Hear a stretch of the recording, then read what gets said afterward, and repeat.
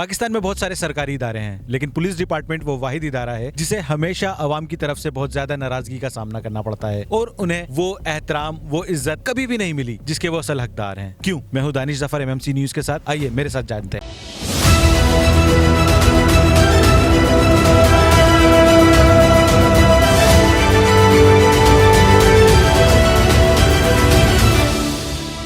Police department के बारे में अगर हमें जानना है तो थोड़ा पीछे से जाना पड़ेगा। ये बात है उस वक्त की जब बड़े सगीर पाको हिंद में ब्रिटिश गवर्नमेंट को एक ऐसे कानून की जरूरत थी जिसके तहत वो पूरी पावर अपने हाथ में रखते हुए अवाम के खिलाफ इस्तेमाल कर सके किसी एक फोर्स को, तहरीके आजादी के खिलाफ वो इस्तेमाल कर सके किसी ऐसी फोर्स को जिससे वो तहरीक आजादी की दबा सके। तो 1861 में पुलिस कानून एक्ट के नाम पर एक कानून पास किया गया जिसके अंदर उन्होंने सारी पावर अपने हाथ में रखी थी और उससे पुलिस वालों को उन्होंने ये छूट दे रखी थी कि अवाम को जिस तरह चाहो, जैसे चाहो, अपनी मर्जी से दबा सकते हो। लेकिन असल जो पावर थी वो पावर थी उस वक्त की गवर्नमेंट के हाथ में। क़यामत पाकिस्तान के बाद जब हमारे सियासतदानों ने इस पावर की और इस कानून की अहमियत देखी तो क़यामत पाकिस्तान से लेकर आज तक इस कानून के अंदर जरा भी रद्दोबदल नहीं किया गया। और जब इसके अंदर जरा भी रद्दोबदल नहीं किया गया तो आज 2023 तक वही कानून हम अवाम के ऊपर थोपा गया है। क्यों? पुलिस को देखकर हमें तहफ्फुज से ज्यादा लुट जाने का खतरा पेश आता है। क्यों? किसी नाके पर पुलिस की गाड़ी देखकर हमें लगता है कि हम गए या फिर रास्ता बदल लेते हैं। ऐसा सिर्फ इसलिए होता है क्योंकि असल पावर अवाम या पुलिस के हाथ में नहीं बल्कि उन सियासत में बैठे हुए, इक्तदार में बैठे हुए सियासतदानों के हाथ में होती है जिसके जरिए वो पुलिस को अवाम के खिलाफ इस्तेमाल करते हैं, जैसा कि उस वक्त होता था ब्रिटिश सरकार के राज में। मैं ये नहीं कह रहा कि पूरा पुलिस डिपार्टमेंट अच्छा है या पूरे पुलिस डिपार्टमेंट में कोई बुरा है ही नहीं, लेकिन ऐसा भी नहीं है कि सारे करप्ट और बदउनवान लोगों को मिलाकर एक डिपार्टमेंट तैयार किया गया और उन्हें सबको उसके अंदर भर्ती कर दिया गया है। क्योंकि मोहसिन बेग, अब्दुल राफे, फरहान भट्टी और चौधरी असलम और ऐसे न जाने कितनी माओं के लाल हैं जो अभी भी अपनी जान निसार करने के लिए तैयार बैठे हैं और अभी भी कितनी बहनों के भाई ऐसे हैं जो मुल्क की खातिर, अवाम की खातिर अपने जानों का नजराना पेश करने के लिए मौजूद हैं। ऐसे न जाने कितने पुलिस एहलकार हैं जिन्हें कोई लालच नहीं है, जिन्हें कुछ नहीं चाहिए, लेकिन कम से कम उन्हें वो एक्नॉलेजमेंट तो मिलनी चाहिए। क्यों उन्हें शहीद कहने की बजाय जाँ बहक का दर्जा दे दिया जाता है? क्यों ऐसा होता है कि पुलिस वाले जब शहीद होते हैं तो उन्हें जाँ बहक का नाम दे दिया जाता है और उनके लवाहिकीन को, उनके अहले खाना को जो रकम मिलने का वादा किया जाता है, किस तरह से वो रकम मिलती है, मिलती भी है या नहीं मिलती, कितने चक्कर लगवाए जाते हैं और कितनी तजलील की जाती है, ये बात किसी से ढकी छुपी नहीं है। तो ऐसे में हम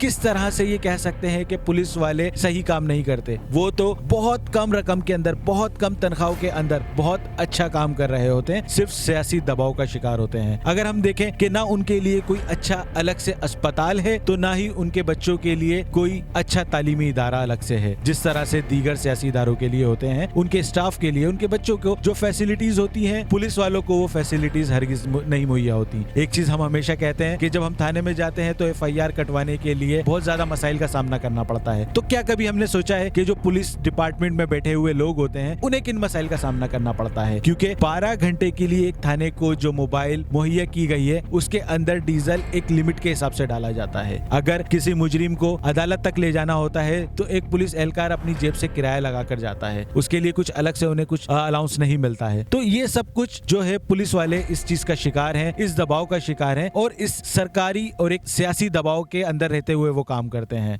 हम उन्हें क्यों नहीं दिखाते? क्यों सिर्फ कुछ गिनती के गिने चुने लोगों को ही हम पॉइंट आउट करके ये बता देते हैं कि पूरा पुलिस डिपार्टमेंट ही खराब है, पूरे पुलिस डिपार्टमेंट, पूरे सरकारी इदारे के ऊपर हम उंगली उठा लेते हैं? ऐसा क्यों होता है? सारा पुलिस डिपार्टमेंट एक ही कानून के तहत काम कर रहा है। सब लोग हमारे सियासतदानों के और इक्तदार में बैठे हुए लोगों के हाथों में कठपुतलियां बने हुए हैं और उनके जाती नौकर बनकर रह गए हैं। देखें, पॉलिटिक्स के अंदर कोई भी अवाम की खिदमत करने के लिए नहीं आता है। अवाम का दर्द रखना, अवाम की खिदमत करना और अवाम के बारे में सोचना, ये सब इलेक्शन के दिनों में अपनी तकरीरों में कहते हुए तो लोग अच्छे लगते हैं, लेकिन असल जो चीज होती है पॉलिटिक्स में आने के लिए वो ये होती है कि सबको चाहिए होती है पावर। और हर इंसान को पता है कि अगर हम पावर में आ गए तो सबसे पावरफुल इदारा जो पुलिस का इदारा है वो इदारा हमारे हाथ के नीचे आ जाएगा। तो सबको पता है कि पॉलिटिक्स में आना है और पुलिस को अपने हिसाब से इस्तेमाल करना है। बात करते हैं सिंध पुलिस की। एक अंदाजे के मुताबिक सिंध की जितनी आबादी है तो हर 17 आम आदमियों के तहफ्फुज के लिए एक पुलिस वाला है। जितनी पुलिस के अंदर भर्तियां हैं उस हिसाब से 17 आम शहरियों की तहफ्फुज के लिए एक पुलिस वाला बनता है। लेकिन अगर हम देखें VIPs को, हम देखें सरकार के अंदर और इक्तदार के अंदर बैठे हुए सियासतदानों को, तो एक सियासतदान का तहफ्फुज के लिए, उसके बॉडीगार्ड के लिए, उसके घर का सामान लाने के लिए 17 या उससे कुछ ज्यादा ही पुलिस वाले होते हैं। कुछ मैडम को बाजार ले जाने के लिए, कुछ सब्जी रोजी लाने के लिए, कुछ उनके बच्चों को स्कूल तक छोड़ने के लिए मुकर्रर होते हैं। तो